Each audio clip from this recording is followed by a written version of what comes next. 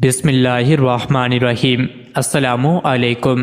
روزانہ واقعات سننے کے لیے اس چینل کو سبسکرائب کریں۔ چین کے بیجنگ شہر کی ایک 16 سالہ لڑکی کے ساتھ کسی نے زبردستی زنا کیا۔ مجرم زنا کرنے کے بعد بھاگ گیا اور کسی کو اس کی خبر تک نہ ہوئی کہ اس لڑکی کے ساتھ کس نے زنا کیا ہے۔ یہ خبر آگ کی طرح پھیل گئی جب اس واقعے کی خبر عوامی جمہوریہ چین کے بانی چیئرمین ماؤ زے دونگ کو ملی تو وہ اپنے ساتھیوں اور اہلکاروں کے ساتھ اس لڑکی کی خبر گیری کے لیے اس کے گھر آیا۔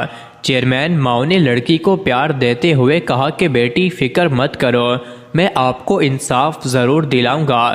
چیئرمین ماؤ نے لڑکی سے پوچھا کہ جب مجرم تیرے ساتھ زبردستی زنا کر رہا تھا تو نے چیخو پکار کی؟ لڑکی نے جواب دیا، ہاں، میں نے لوگوں کو زور زور سے اپنی مدد کے لیے بلایا پر میری مدد کرنے کے لیے کوئی بھی نہ آیا۔ چیئرمین ماؤ نے کہا کہ اگر میں آپ کو کہوں کہ اسی زور کے ساتھ دوبارہ چیخو پکار کرو تو کیا تم پکار سکتی ہو؟ لڑکی نے جواب دیا، جی ہاں۔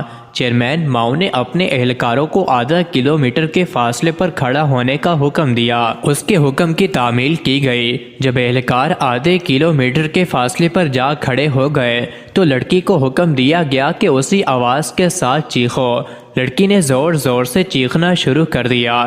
پھر چیئرمین ماؤ نے اپنے سب اہلکاروں کو بلایا اور پوچھا کہ کیا تم سب کو اس لڑکی کی چیخ کی آواز سنائی دی گئی؟ سب نے کہا، جی جناب، ہم سب کو اس کی آواز صاف صاف سنائی دے رہی تھی۔ تو چیئرمین ماؤ نے اپنے سب اہلکاروں کو حکم دیا کہ آدھے کلومیٹر کے اندر اندر جتنے بھی آدمی ملتے ہیں سب کو گرفتار کر کے میرے سامنے لاؤ۔ جب سب آدمیوں کو گرفتار کر کے چیئرمین ماؤ کے سامنے لایا گیا، چیئرمین ماؤ نے حکم دیا کہ اگر آدھے گھنٹے کے اندر اندر مجرم کی پہچان نہ ہو سکے تو ان سب مردوں کو قتل کر دیا جائے کیونکہ یہ سب قصوروار ہیں۔ جب لڑکی زیادتی کے دوران چیخی ہوگی تو ان میں سے بہت سے لوگوں نے اس کی آواز سنی ہوگی۔ بس اس بات کو ابھی چند منٹ ہی گزرے تھے کہ انہیں گرفتار شدہ آدمیوں نے اس آدمی کی نشاندہی کر دی جس نے اس لڑکی سے زیادتی کی تھی۔ مجرم کو پکڑ کر چیئرمین ماؤ کے سامنے پیش کیا گیا۔ جب مجرم کو لایا گیا تو چیئرمین ماؤ نے لڑکی کو بلایا، بیٹا ادھر آؤ، ان میں سے تمہارا مجرم کون ہے؟ لڑکی نے مجرم کی طرف اشارہ کرتے ہوئے بتایا کہ یہ وہ آدمی ہے جس نے میرے ساتھ زبردستی کی ہے۔ اسی وقت حکم دیا گیا کہ اس آدمی کو قتل کر دیا جائے۔ حکم کی تعمیل کی گئی۔ اس طرح 9 عمر لڑکی کے مجرم کو تلاش کر کے 3 گھنٹوں کے اندر اندر قتل کر دیا گیا۔ اس کو کہتے ہیں انصاف۔ یہی وجہ ہے کہ چین کو دنیا کے ترقی یافتہ ملکوں میں شمار کیا جاتا ہے۔ ہارون الرشید کے دور میں قسطنطنیہ مسلمانوں کو خراج دیا کرتا تھا۔ وہاں ایک عورت حکمرانی کرتی تھی۔